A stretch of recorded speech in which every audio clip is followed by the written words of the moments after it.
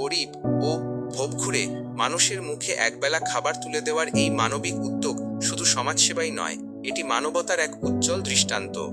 এই মহৎ কর্মসূচির পেছনে রয়েছেন শ্রদ্ধেয় পার্থ দাস মহাশয়, যিনি তার প্রয়াত শ্রদ্ধেয় মায়ের প্রতি গভীর ভালোবাসা, শ্রদ্ধা ও স্মৃতিকে সম্মান জানাতেই এই উদ্যোগ গ্রহণ করেছেন।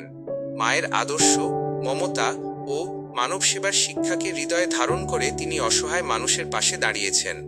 একজন সন্তানের পক্ষ থেকে মায়ের প্রতি প্রকৃত শ্রদ্ধা প্রদর্শনের এমন সুন্দর উদাহরণ সমাজের সকলের জন্য অনুপ্রেরণার উৎস হয়ে থাকবে।